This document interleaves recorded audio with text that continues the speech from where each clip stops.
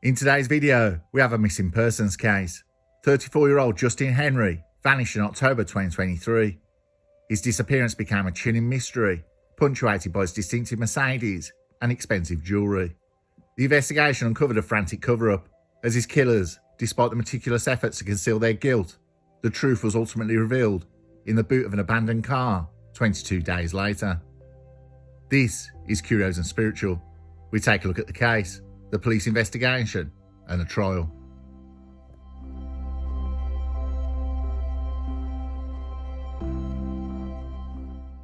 On the evening of October the 15th, 2023, the story of Justin Henry slipped from the ordinary and familiar into the shadows of something grotesque.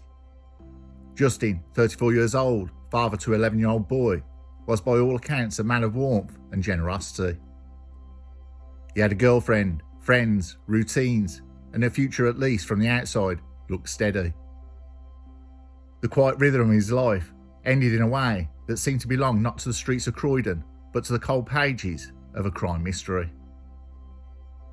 Justin was last seen alive at McDonald's drive-thru in Norbury, captured by CCTV, like a ghost unknowingly leaving his final footprint. The grainy image of his car at the window, mundane, unremarkable, would later take on a haunting significance. It was proof that he was alive and moving in the world, proof of a moment before the abyss opened beneath him. Within hours he would vanish, not into the kind of absence that can be explained, but into one steeped in violence, concealment, and betrayal. His path that night led to Waterloo Road, the flat belonging to Louis Benjamin. What exactly transpired there is a question that lingers over the case.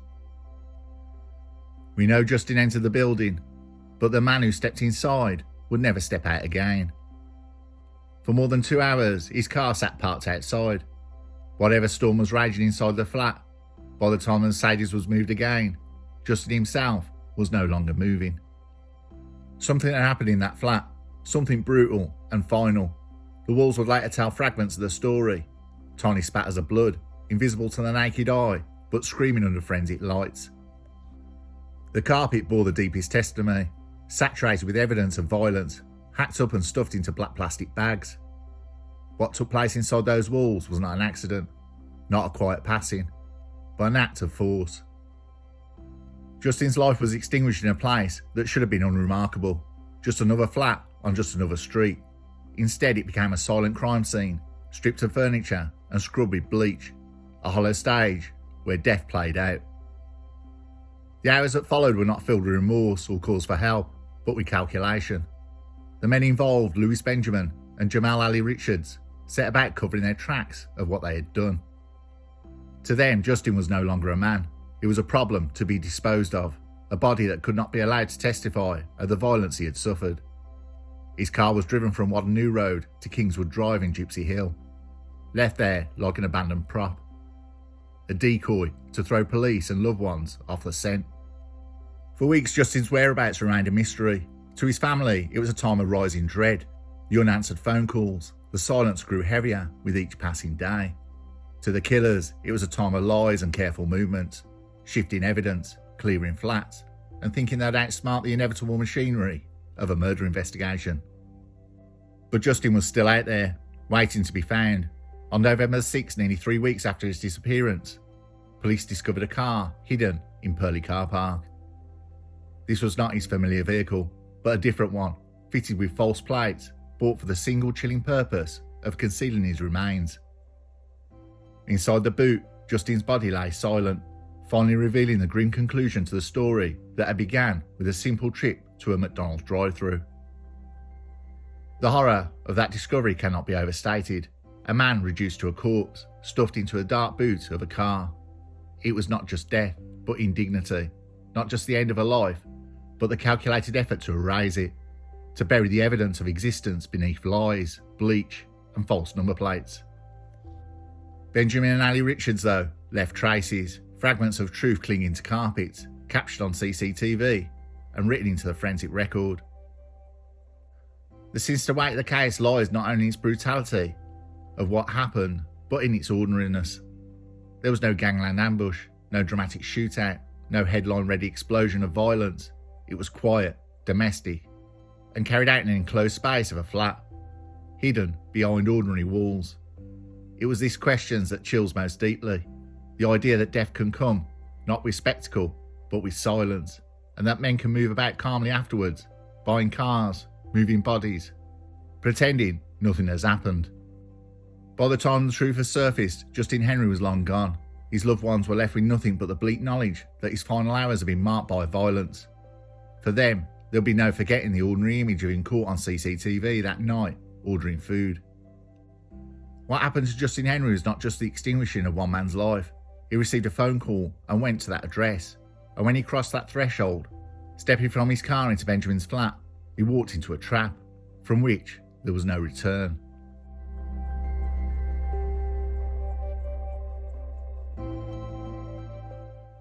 When Justin Henry was first reported missing on October 16, 2023, the police had little more to go on than absence. A man simply had not come home. To those who loved him, the silence was deafening. To the authorities, it was the start of a case that would grow darker with every day that passed. The Metropolitan Police did not yet know they were staring into the mouth of something so grotesque, only that a 34-year-old father, a man with no reason to vanish, had disappeared without a trace. The earliest hours of the investigation were filled with questions, but they became more sinister in retrospect. Where was Justin last seen? Who had spoken to him? Who had he visited? Each detail mattered, each piece of his last known movements, a thread to be pulled. Detectives began with the ordinary, checking phone records, banking activity, CCTV. They expected perhaps to find some innocent explanation, a lost phone, a night gone astray, a misunderstanding. But instead every way they traced led deeper into silence. Justin Henry was wearing a distinctive Rolex watch, along with 3 Cartier bracelets and a diamond ring, when he was last seen alive. Police believed it could be a key to the investigation. The value of the Rolex was £20,000. Police also hoped that this would shine a light if anyone had come across the pieces. The CCTV footage from McDonald's drive-thru in Norbury became a cornerstone of the investigation. It was the final confirmed image of Justin alive. There he was, sitting in his car, engaging in the most trivial of acts, ordering fast food. The banality of that footage made what followed all the more chilling. For investigators, that frame was a fixed point in time, the last verified glimpse before he slipped into darkness. After McDonald's, the trail led to Waterloo Road, the address of Louis Benjamin. Phone mass data, car movements, and witness accounts placed Justin's vehicle at the flat late at night. Then, nothing. No CCTV of him leaving, no ping on his phone beyond that area. It was as though the flat had swallowed him whole. When officers entered Benjamin's flat, their suspicion sharpened into certainty. Something had happened there, something violent. But the suspects had tried to obliterate the evidence. Furniture gone, carpets ripped up, the air reeked of detergent, walls scrubbed clean. What should have been a home was hollowed out, transformed into a sterile void where life had been extinguished and traces erased. The forensic team, however, knew that the walls and carpets never truly forget. Microscopic specks of blood clung stubbornly to the surfaces, revealed under the harsh glare of specialist lighting. On one stretch of carpet discarded nearby in a black plastic bag, blood-soaked and so deeply that no amount of scrubbing could disguise it. DNA testing confirmed the horror. The blood belonged to Justin Henry. Even without a body, the flat had spoken. Justin had died there in a violent fashion. With the flat identified as the scene of the violence, detectives turned their eyes to the roads. Justin's car was trapped leaving Waterloo Road hours after he arrived, but the man behind the wheel was not Justin. The vehicle was later found abandoned on Kingswood Drive in Gypsy Hill, a location chosen with cold deliberation. The move was misdirection, an attempt to create the illusion that Justin was still alive, still moving through the city. In truth, by then, he was almost certainly dead. Investigators discovered that Benjamin and Ali Richards had gone further, purchasing not just one, but 2 cars in the days that followed Justin's disappearance. These were not innocent purchases, they were vehicles for concealment. One for them, fitted with false number plates, became the grim container for Justin's body. The attempt at deception was cunning, but it left behind a trail of receipts, CCTV of the purchases, and electronic records that stitched together the plot. For nearly 3 weeks, the investigation moved under a cloud of uncertainty. Justin's loved ones clung to hope, but the forensic evidence from Benjamin's flat suggested the truth. They were not searching for a missing man, but for a body. On November 6, 2023, the bleak certainty arrived. In a residence car park in Purley, officers found one of the recently purchased vehicles. Tucked away in the corner, inside the boot, the answer lay waiting. Justine Henry's body, lifeless, decaying, stripped of dignity. The discovery transformed the case. What had begun as a missing persons inquiry had now become a murder investigation, heavy with the weight of finality. The boot of that car was not just a hiding place, it had become a coffin. For police officers hardened by years of grim cases, the sight was still jarring. The cruelty was not only in the killing, but in the way the body had been treated, as an object to be hidden, an inconvenience to be disposed of. Parallel to the forensic work, detectives dismantled the suspect's web of lies. Phone data placed Benjamin and Ali Richards at crucial locations at crucial times. CCTV stitched together their movements, showing them disposing of evidence, transporting vehicles, acting not as men in shock, but men executing a plan. Digital breadcrumbs betrayed their attempts to outpace the investigation. By late October, the walls had closed in. Both men were charged with murder. The investigation shifted from pursuit to prosecution. When confronted, both men offered denials, half-truths, the silences, but the case against them was building, piece by piece, a mosaic of guilt formed from tiny fragments. A blood spatter there, a CCTV timestamp there, a receipt for a car purchase. The narrative of concealment was undeniable. They had not only killed Justin, but had moved heaven and earth to erase him. It was a descent into the sinister logic of those who believe they can erase life and outwit the truth. Each day the inquiry revealed not only what had been done, but the mentality behind it. The belief that the bleach could dissolve guilt, that a new car could bury a body forever, that silence could eclipse the cries of evidence. By the time the investigation concluded, Justine Henry's killers were not simply suspects, they were men caught in their own web of concealment.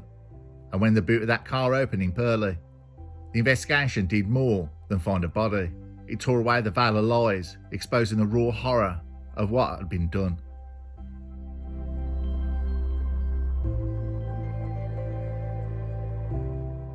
The trial of Louis Benjamin and Jamal Ali Richards unfolded at Woolwich Crown Court in early 2025, nearly 18 months after Justine Henry's disappearance.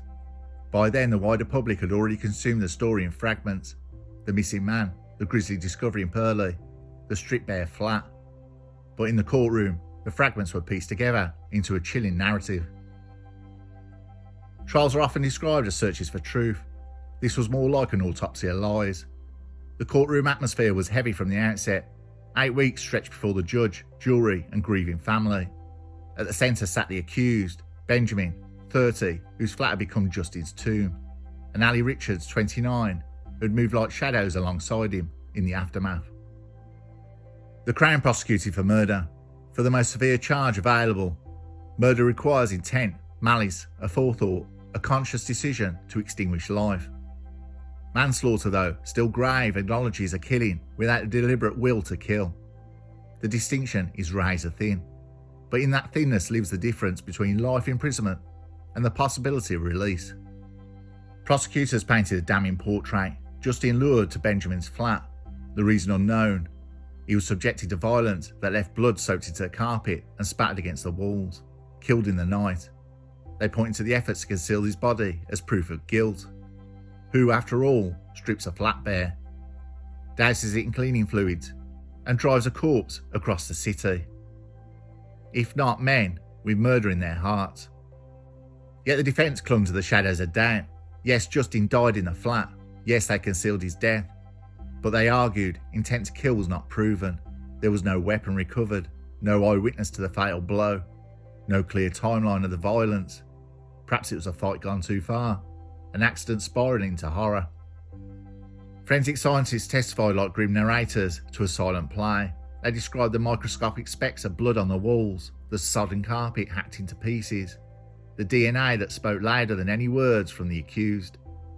Each detail was clinical, detached, But beneath the science pulsed something monstrous. One scientist described how luminol revealed what the naked eye could not. A pattern of blood cleaned but not erased. The ghostly outlines of violence that once painted the flat. To the jury, these testimonies were more than facts. They were glimpses into the final moments of Justin Henry. Moments stripped from him, but written into the very walls that surrounded him.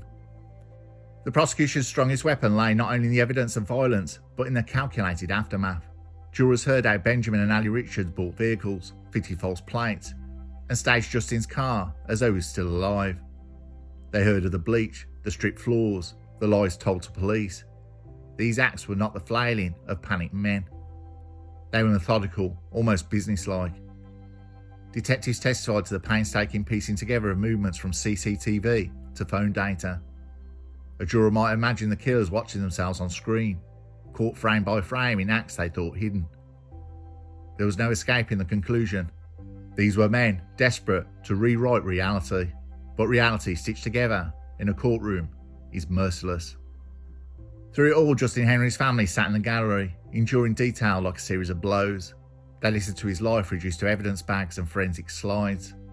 They watched the men accused of taking him away show little expression. For them, the trial was not merely about verdicts or legal definitions. It was about dignity, restoring it to Justin, reclaiming it from the indignity of how he had been discarded.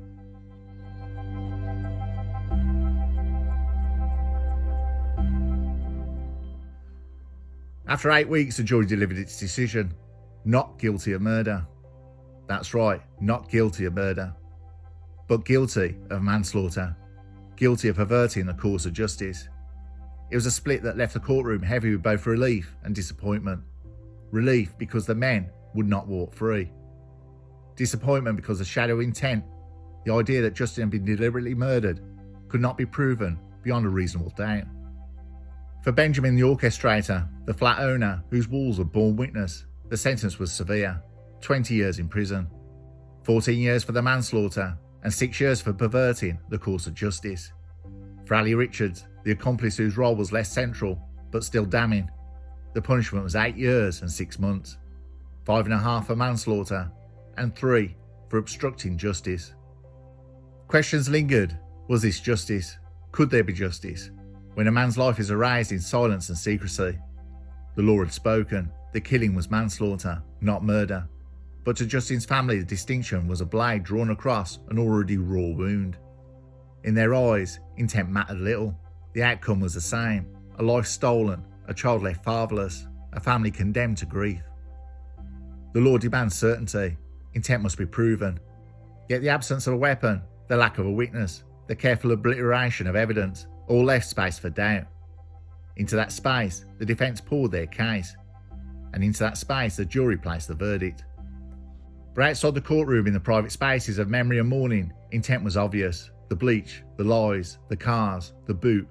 Men do not go to such lengths after an accident. Men do not strip their homes bare to conceal a mistake. The law saw doubt. The police saw murder. Between the two, the truth may forever linger.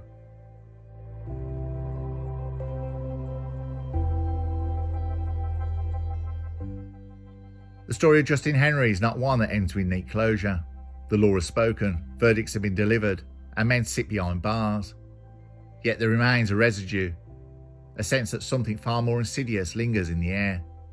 For what happened to Justin was not only a killing, it was an attempt to cover his existence. Justin Henry and one of his killers, Louis Benjamin, had been in contact before Henry's death. CCTV footage showed Henry driving to Benjamin's address on that night of his disappearance. However, police reports do not explicitly state that the two were friends. Police have not released a motive for the killing of Justin Henry. Rumours circulated that Henry could have owed drug money. But add caution, these are unconfirmed rumours. Then there was the expensive possessions. Henry was known to wear expensive jewellery, including a Rolex watch and Cartier bracelet. While this does not indicate dealing, some may have pointed this to suspicious. But this is speculation. We don't know why he was killed. The killers never gave a reason. All is known is the police investigation revealed that following Henry's death, his convicted killers Louis Benjamin and Jamal Ali Richards went to extensive lengths to dispose of the body and destroy evidence. And yet, what does justice mean in the face of such cruelty? 20 years, 8 years, numbers measured out like coins dropped into a bottomless pit.